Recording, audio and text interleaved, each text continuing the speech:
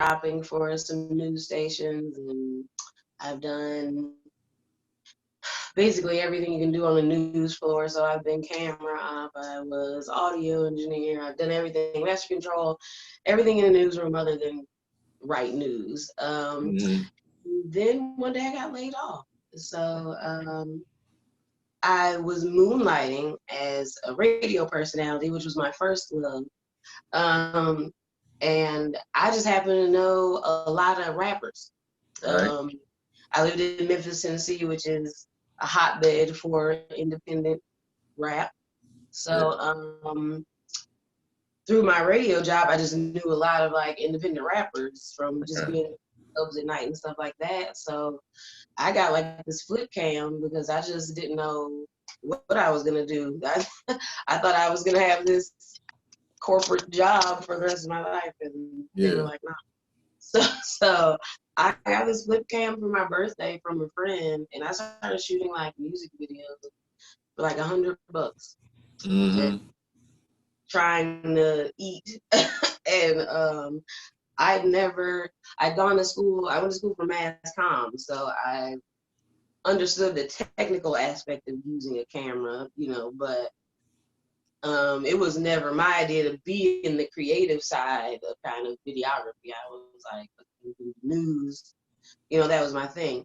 So Right. I got into the music videos just really as a way to make ends meet in the Mm-hmm. interim while I figured what I was gonna do. And Memphis just happens to be a place where a lot of that isn't going on. So I rose very quickly in the ranks Right. because there's been only 2 or 3 other people in the entire city shooting music videos at all. And the people who were kind of didn't have that technical skill. So the quality was a little, so I got to kind of the top of the food chain in that market very quickly.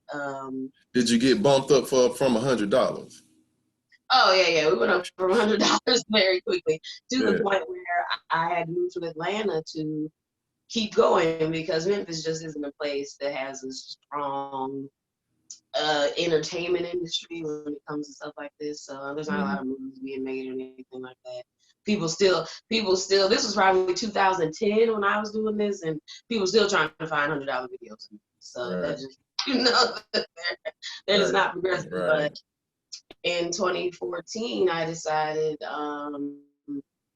Atlanta was probably just going to be the place if I wanted to grow in this particular industry. Because Memphis was only Yeah. going to nurture like a job or something. It wasn't going to nurture the creative side. So I was like, well, I worked for them all this time. Let me just try this myself. And I moved here with $1 and a dream. I had 15 and I got an extended stay for 30 days. And I said I had to make it happen. Mm-hmm. And we were Mm-hmm. 6 years later with a company and a feature film about to come and a successful web series. So it came So from so in necessity. 2014, Yes. 2014, you left Memphis and you said, you know what, I'm gonna try my luck. Because Tyler Perry he had sort of solidified because my partner Bruce had shot his feature length film. I think it was in 2012 in Atlanta, and nobody that was working on that film was actually from Atlanta. Everybody was from New York or Mississippi. Everybody was from somewhere other than Atlanta, and they were like, Atlanta's finna be the hotbed Yeah. for independent films. So you decided to jump into that in Yeah. 2014. Well, I even then I really hadn't even thought about film. Mm, I was just thinking if I want to do bigger music videos and if right. I want to work with bigger artists, I'm gonna have to move to that. So my first 2 or 3 years here were strictly just kind of getting my foot in the door as a music video director. Um, and once I started shooting with artists here who just compared to where I was before, just a little more serious and understand kind of the game more because they've seen it here for years. This is, Mm-hmm. like a music mecca. So I got bigger budgets and people understood production and things like that. So I started to move up just in my craft. I started to hone the craft a little more. And all these artists that I work for used to constantly say, "Oh man, their videos are like movies. You ever shot a movie?" Everybody's suggesting I shoot their movie. Like every rapper wants a movie. Like that's their thing. Every rapper thinks their life is like a movie worthy thing. But in my music videos, it was always, I never was like, "Hey, rap in front of this car and jump up in front of your friends." Like I never was that kind of. It was always like a movie sort of storyline in my videos and things like that. So after people kept saying that, I was like, I'm just gonna try it. I'm just gonna see what happened. And I got a model friend of mine and I got a stylist friend of mine. And I put together this little silent film. Technically it have like one line, but it was the first time I'd ever scripted anything. Right. But we put this little like silent film together. I had this little concept about like a Black James Bond. So model, he's this real attractive dude, and we get him in suits and we get him in stuff, and it's kind of like a fashion film. And we did that, and I shot it with like a Canon 7D, and because we were just doing something, I was like, I'll try it. I'll see, I'll see if I can do like a little movie. And we shot it, and the model actually ended up being on a reality show on MTV like a couple months later. So the views just skyrocketed out of nowhere. We got like 100,000 views in like 30 days or something. And I'd never gotten any views on any of my stuff. Like I just right. posted to YouTube like it was nothing. Yeah. And that went like boom. So I was like, okay. And that was like February of 2018. And that was the first time I'd ever shot a scripted anything, technically, for myself. I had DP'd other people's things before, but that was the first time I had written something and executed it myself. I'd never been a writer, even in my head. I was just like, well, I want to do movies, so let me try and write it. Right. But yeah, after we got those views, we were like, okay, let's see.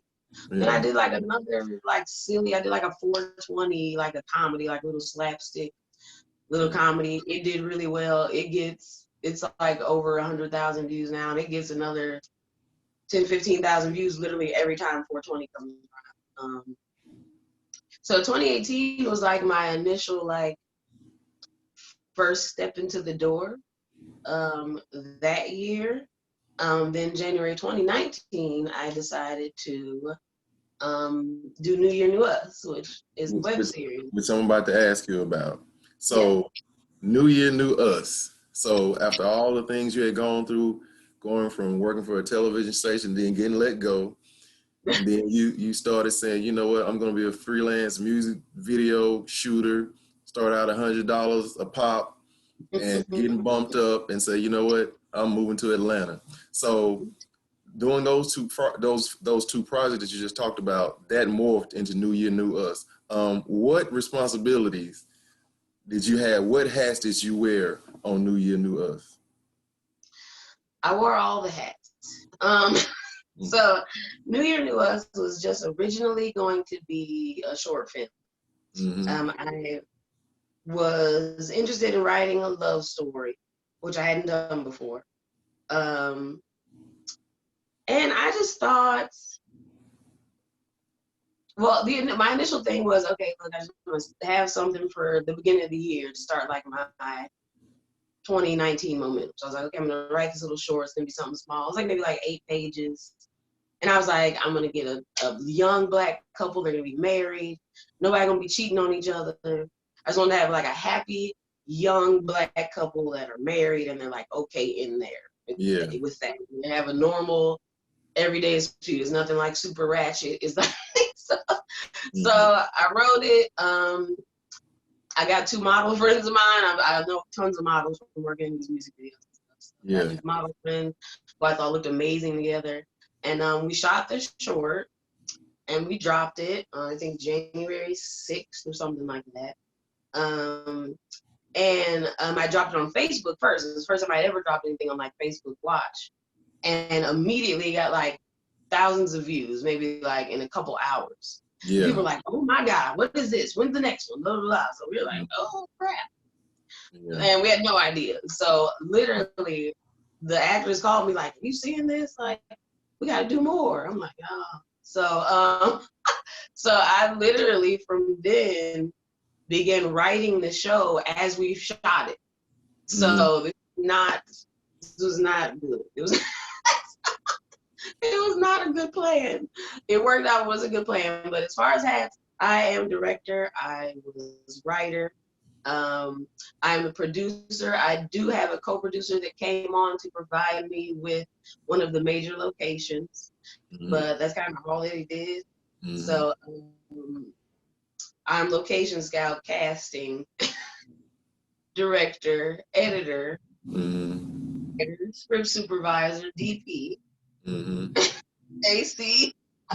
So literally, I worked with a crew that included sometimes just myself, that also included me sometimes holding the boom mic, running the camera at the same time. But on my good days, I was blessed with my co-producer also came out and sometimes ran boom for me, and I have a production assistant who comes out on all my stuff. And she ran boom sometimes. But sometimes it was literally just me in a room with the actors and we were just getting it done. Like I would write something. I would literally write the episode scene by scene and we'd shoot them scene by scene. So we were dropping an episode like maybe every 3 weeks. And I was literally writing them as we finished them. And aside from just having to do that, we had like a whole cast thing, and I'd written like 9 episodes, and some of the cast like fell out, and we had to go back all the way to like episode 5, and I had to rewrite 4 episodes. Like it was crazy. It was crazy. But it shows you what you can do though, and it showed me that I can get things done. Yeah. So, and you just don't know until you know. You know. I actually, did a little research, and it ranks like in the top 10 web series all over like the world, like Black web series. It ranks like very, very high. Wow, that's dope. We're almost at a million views. Yes. We've done no promotion. I've done no promotion whatsoever. It's solely word of mouth. Nobody's famous in the show. Not yet. Now we do have one of our stars has a very, very significant presence on Instagram. But honestly, I don't think her Instagram people even come to the video. Like there's so many like random people that just they're like in the comments like arguing like.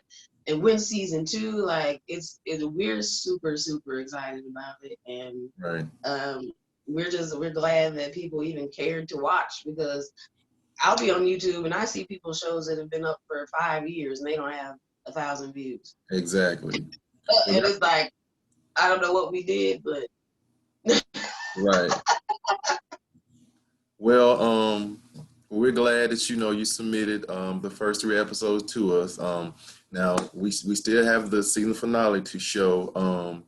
Let everybody know what you have going on right now, because you were recently in LA doing some stuff, right?